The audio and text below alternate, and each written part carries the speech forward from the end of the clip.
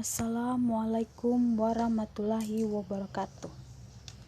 Perkenalkan, nama saya Rivelis Kristelik Laluka, nomor stambuk A221 18 113. Pada saat ini saya akan memaparkan materi proses geomorfologi sungai pada MK Limnologi, dosen pengampu Ridman Ishak Paudi SPD MSI dan Raya Agni SPD MPD.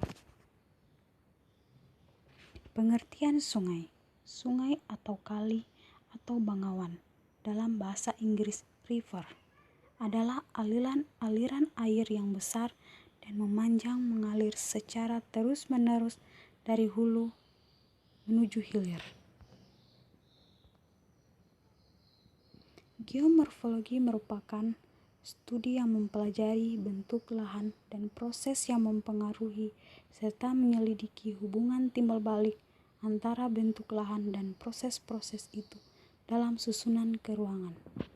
Menurut Verstappen 1983, proses geomorfologi adalah perubahan-perubahan baik secara fisik maupun kimia yang mengakibatkan modifikasi permukaan bumi.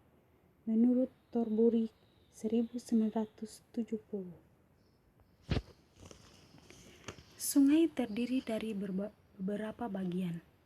Bermula dari mata air yang mengalir ke anak sungai, beberapa anak sungai mengalami proses pelapukan, erosi, kelarutan, dan sebagainya.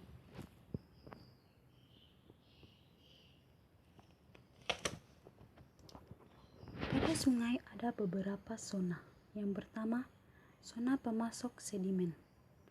Merupakan bagian hulu das, memiliki lembah berbentuk V yang langsung merupakan tebing sungai. Sungai memiliki kemiringan, memanjang yang curam, serta butiran sedimen yang besar. Aliran air mengalir deras dengan kecepatan tinggi. Banyak terjadi aktivitas erosi dari tebing dan dasar sungai. Yang kedua, zona transportasi sedimen. Letaknya di hilir zona 1 sungai mulai membentuk dataran banjir. Di zona ini, sedimen dari hulu yang berasal dari hasil erosi tebing dan dasar sungai distribusi ke hilir. Sedimen bervariasi dari batu kerikil di bagian hulu sampai lumpur dan lembung di bagian hilir.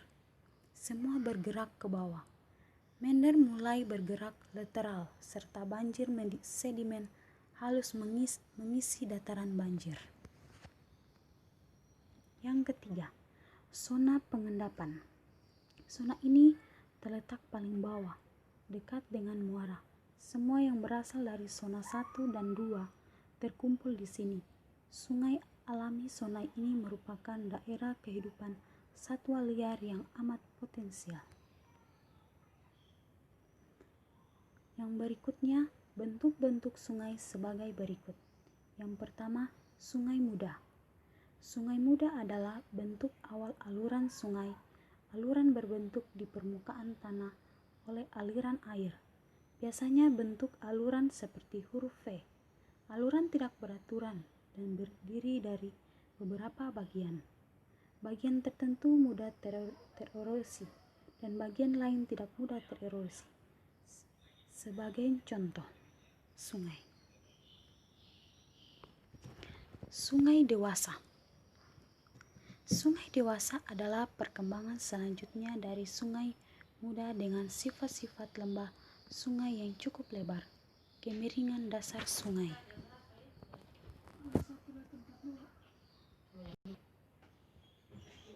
Yang berikutnya, sungai tua. Merupakan perkembangan selanjutnya dari sungai dewasa sebagai akibat dari proses erosi dan sedimentasi yang terus-menerus. Lembah sungai terbentuk dengan lebar sungai menjadi lebih lebar dan kemiringan dasar sungai menjadi lebih landai. Sekian dan terima kasih. Itulah pemaparan materi dari saya. Assalamualaikum warahmatullahi wabarakatuh.